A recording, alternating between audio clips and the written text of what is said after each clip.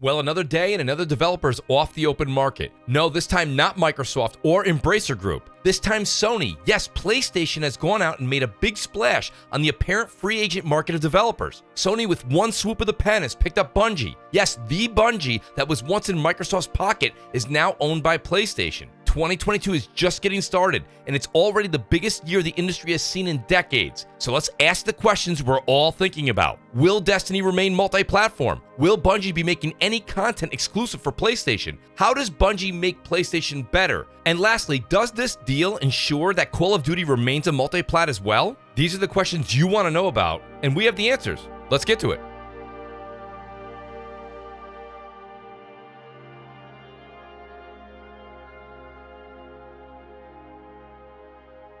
Welcome back to the channel, and before we get into today's topic, please take a quick moment to hit that subscribe button, as well as the like button and notification bell. It is truly appreciated, and as promised, we are going to have more videos and a bunch more gaming content on the channel. Okay, so the big question. Will Destiny 2 remain multi-plat? The answer is yes, and it should be. This game has a massive following, and it's spread over PlayStation, Xbox, and PC. Sony knows this game will begin to print money for them on day one. But don't take my word for it. Here's part of the interview with Jim Ryan, Sony Interactive Entertainment's CEO, on their future with Bungie. And yes, like always, the link to this article will be in the description below. Jim Ryan said, and I quote, "The first thing to say unequivocally is that Bungie will stay an independent, multi-platform studio and publisher. Pete Parsons, CEO of Bungie, and I have spoken about many things over recent months, and this was one of the first and actually easiest and most straightforward conclusions we reached together. Everybody wants the extremely large Destiny 2 community, whatever the platform they're on, to be able to continue to enjoy their Destiny 2 experiences, and that approach will apply to future Bungie releases. That is unequivocal." So clearly, as we stand today, it seems that PlayStation won't get in the way of Destiny 2 on any other platform. Is this a good move to keep it multi-plat? In my opinion, yes. This game, just like I said with Call of Duty, needs a healthy community to ensure it remains full and intact. Jim Ryan went on to say, and I quote, "Bungie will operate autonomously within the Sony Interactive Entertainment organization, and they will continue to publish on other platforms. We get the importance of this. We have grown studios organically, but we've also made a number of acquisitions over the years, whether it was Naughty Dog, Guerrilla Games, Sucker Punch Productions, and most recently Insomniac. We understand how important it is to give these great organizations the space and independence while bolstering that with great support when and where that's needed." End quote. This in part reflects what Microsoft did with Mojang and Minecraft, and what many on the PlayStation platform hope Microsoft does with Call of Duty moving forward. Moving on to whether or not Bungie will make exclusive content for PlayStation owners. Well, as of right now, in the immediate plans for Destiny 2, the answer is no. It seems Bungie will be making everything for everyone. That's not to say that in the future things couldn't change, but for the foreseeable future, I'd say it's safe to say Bungie will support PlayStation, Xbox, and PC equally. Many of you are probably asking, then why buy Bungie if you intend to share their talents? How does Bungie make PlayStation better? First, the easy answer. Sony will make a ton of money with Destiny 2 on all platforms. Skins, in-game currency buys, and expansion packs all cost money, and Sony is here to reap the benefits of it. Secondly, and I've been thinking about this all day, I really think Sony is trying to make something quite big in the multiplayer space.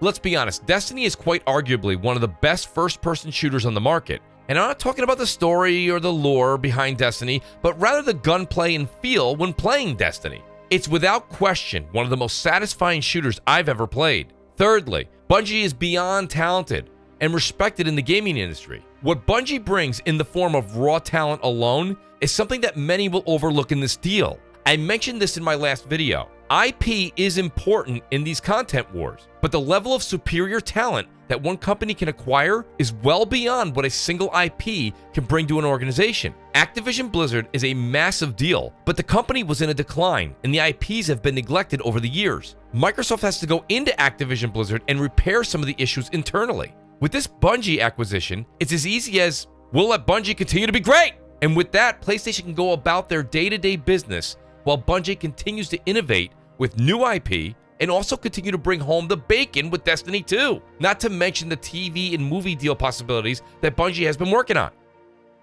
So again, much like the other acquisitions, we are going to have to wait till more information comes along. But this is a major get for PlayStation. But the one thing we do know is that Sony isn't done buying yet. When asked by GamesIndustry.Biz, this is what Jim Ryan had to say on that matter. And I quote, "We should absolutely expect more. We are by no means done. With PlayStation, we have a long way to go. I will personally be spending a lot of time with Pete and the team at Bungie, helping make sure that everything beds down right and that autonomy means autonomy. But elsewhere in the organization, we have many more moves to make." End quote.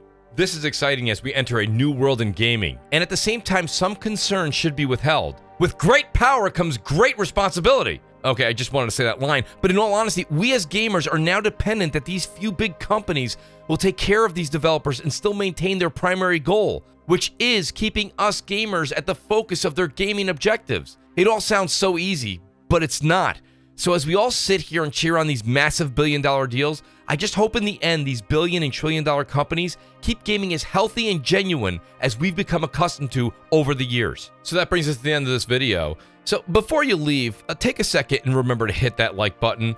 Leave a comment below, actually. I want to hear what you guys have to say on this matter. There's a lot going on in the industry, and it's not the same thing we've been discussing over the years. This is something brand new, and I'm genuinely interested to hear your take. And if you wouldn't mind to be so kind and hit that subscribe button as well. We've got a big weekend, by the way, coming up on Twitch, and you won't want to miss that. Not to mention an all-new Crossfire this upcoming Friday at 7 p.m. Eastern. Thank you, everybody, and we'll see you in the next video.